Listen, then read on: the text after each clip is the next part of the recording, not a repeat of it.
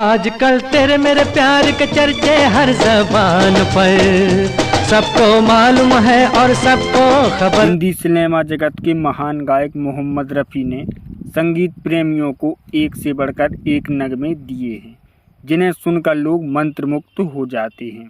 दीवाने हैं दीवानों को न घर चाहिए न दर चाहिए। तुमने पुकारा और हम चले आए, दिल हथेली पर ले।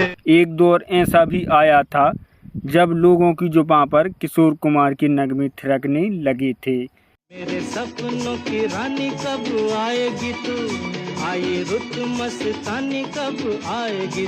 प्यार में दिल पे मार दे गोली, ले मेरी जान। लेकिन जब राजेश खन्ना की वजह से खत्म हो रहा था रफ़ी साहब का करियर, तब मिला था वो गाना जिससे छा गए थे रफ़ी साहब।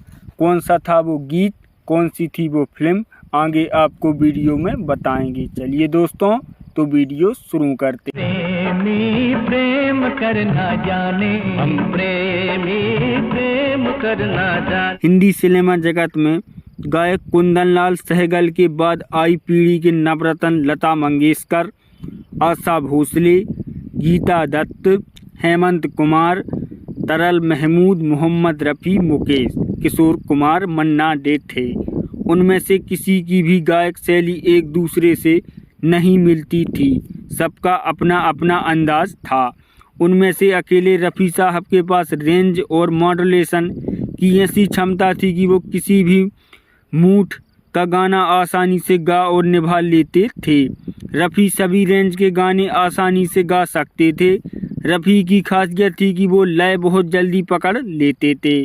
संगीतकार उन्हें गाना सुनाते और रफ़ी साहब फौरन गाने का मूड भांप लेते थे। उन्होंने रिकॉर्डिंग में भी बहुत वक्त नहीं लगता था। फिल्म निर्माता इस गुण को बहुत पसंद करते थे। इससे समय बचता था और समय की बचत ही पैसे की बचत है। रफ़ी की यह विशेषता थी कि वो अलग अलग अभिनेताओं के लिए अलहदा अंदाज में गा सकते थे। इन्हीं दो अभिनेताओं पर उनके गायक का अंदाज एक जैसा नहीं होता था। दिलीप कुमार के लिए गाए गीत सुनिए तो वह सम्मी के लिए गाए गीतों से बिल्कुल जब ऐसे चिकने चेहरे, जब ऐसे जुदा मिलेंगे। सितारे लपेटे हुए तो जाने तमन्ना किधर। यही रफ़ी साहब का जादू था।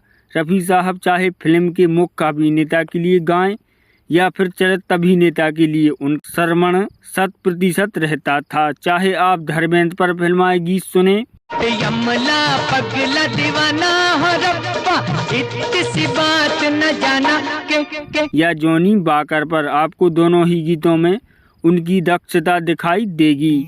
लंबे समय तक हिंदी फिल्म संगीत में सार्थक बने रहने के पीछे रफ़ी साहब का यह गुण बहुत काम आया। 50 के दशक के शुरुआती वर्ष में तरल महमूद की लोकप्रियता चरम पर थी। उस दशक के अंत तक मुकेश भी बहुत चर्चा में रहे थे। इस दशक में रफ़ी बराबर अपनी प्रतिभा का प्रदर्शन कर रहे थे, लेकिन 60 का पूर्व दशक में मोहम्मद रफ़ी का नाम रहा। 70 के दशक में रफ़ी साहब की चमक थोड़ी कम हुई। उसके बाद कई कारण रहे। पहला यह कि किशोर कुमार पाश्चात्य गायक में पूरी तरह उतर आए थे। उनकी आवाज़ में ताजगी थी, युवा एहसास था। यही कारण है कि अभिनेता देव आनंद अपने गीत किशोर कुमार से गवाने लगे थे। तुम या कोई हकीकत कौन हो, तुम बतलाओ। देवानंद युवाओं की पसंद थे। अपनी युवा छवि को उभारने के लिए उन्होंने किशोर का सहारा लिया था। उसी समय अपनी पहले सुपरस्टार राजेश खन्ना के रूप में मिला था। राजेश और किशोर कुमार की जोड़ी फिल्म आराधना से हिट हुई थी। उसके बाद राजेश खन्ना ने जब तक हिट फिल्में दी, उनके साथ किशोर की जोड़ी बनी रही। राजेश खन्ना के लिए रफ़ी ने भी गीत गाए हैं, लेकिन कई बार राजेश खन्ना का स्पष्ट कहना था कि उन्हें किशोर कुमार के अलावा किसी गायक की आवाज़ नहीं चाहिए। किशोर की एक विशेषता यह भी थी कि वो गाने के अंदाज में अपनी आवाज़ घोल देते थे, इसलिए साधारण शब्दों में भी बड़ी अदा के प्रस्तुति करते थे। बावजूद इसके रफ़ी 70 के दशक में टिके रहे। उन्हें उस दौर में बहुत अच्छे गीत ना मिले, क्योंकि अभिनेताओं की पहली मांग किशोर कुमार थे। कुछ संगीतकार थे जिन्होंने उस दौर में रफ़ी को ही चुना। मसलन अभिनेता ऋषि कपूर फिल्म लैला मजनू के गीत के लिए किशोर कुमार की पैरवी कर रहे थे, लेकिन संगीतकार मदन मोहन का मानना था कि संगीत के हिसाब से रफ़ी ज़्यादा बेहतर रहेंगे। लैला मजनू के गीत रफ़ी साहब ने ही गाए हैं। मैं तेरे दर पे आया हूँ, कुछ करके जाऊंगा झोली। दोस्तों, 70 का दौर जब शुरू हुआ तो किशोर का नाम खूब फेमस हुआ। कहा जाता है कि उस समय मुकेश और मोहम्मद रफ़ी जैसे दिग्गजों को काम मिलना काफ़ी कम हो गया था, लेकिन लक्ष्मीकांत प्यारेलाल ने मोहम्मद रफ़ी को एक ऐसा गाना दिया जिस पर उन्हें विश्वास था कि ये कमाल कर जाएगा। 1973 में फिल्म लोफर आई, जो बॉक्स ऑफिस पर सुपरहिट हुई, और इस फिल्म का गाना आज बेईमान है ने काफ़ी कामयाबी हासिल की।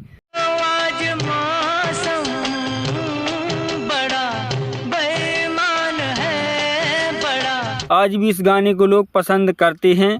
इस गाने को मोहम्मद रफ़ी ने बेहद खूबसूरती से गाया था। रिपोर्टर्स की मुताबिक 70 का दशक आते आते किशोर कुमार छाने लगे थे। सभी उन्हें ही फिल्मों के लिए साइन करते थे। उसी दौरान राजेश खन्ना स्टार थे और वो अपने ज़्यादातर गाने किशोर से ही गवाते थे। जाता हूँ किसी की धुन में, धड़कते दिल के तराने। इस वजह से मोहम्मद रफ़ी को दूसरे म्यूजिक डायरेक्टर साइन करना बंद कर दिया था। लेकिन जब आनंद बख्शी ने यह गाना लक्ष्मीकांत प्यारेलाल को सुनाया, तब उन्होंने मोहम्मद रफ़ी से गवाने का फैसला किया। वो जानते थे कि ये गाना उनके सिवा कोई दूसरा गा नहीं सकता था। उन्होंने मोहम्मद रफ़ी को अपने स्टूडियो में बुलाया और डायरेक्ट ही इसकी रिकॉर्डिंग कराई। जब ये गाना आया तो धमाल मच गया। इस गाने के बाद मोहम्मद रफ़ी को फिर से साइन किया जाने लगा और आखिरी समय तक उन्होंने गाने गाए।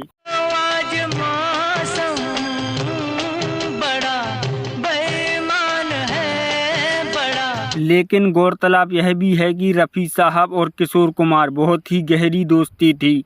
दोनों एक दूसरे का सम्मान करते थे। एक बार किशोर से किसी ने कहा कि उन्होंने मोहम्मद रफ़ी को पीछे छोड़ दिया, तो कहने वाले का अंदाज किशोर को इतना अपमानजनक लगा कि वो आग बबूला हो गए।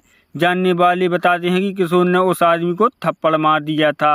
किशोर दा और रफ़ी साहब एक दूसरे का बहुत सम्मान करते थे और किशोर दा रफ़ी साहब को बड़े भाई जैसा मानते थे। जब किशोर दा रफ़ी के साथ उनकी खींचतान की खबर पड़ा करते थे तो खूब हंसा करते थे। 31 जुलाई 1980 के दिन किशोर दा के लिए बेहद भारी था। 55 साल की उम्र में रफ़ी साहब ने दुनिया को अलविदा कह दिया था। जब किशोर दा रफ़ी साहब के घर पहुंचे तो उन्होंने देखकर खुद को रोक ना सके। किशोर दा ने रफ़ी साहब के पैर पकड़कर फूट फूट रोने लगे। किशोर दा को संभालना काफ़ी मुश्किल हो गया था। उन्हें देखकर हर किसी की आंखें नम थीं। साथ ही वो सब गलतफहमियों में भी लोगों के मन से दूर हो गए थे। किशोर दा और रफ़ी साहब के बीच दोस्तों, तो रफ़ी साहब और किशोर दा का यह किस्सा कैसा लगा हमें कमेंट में ज़रूर बताएं।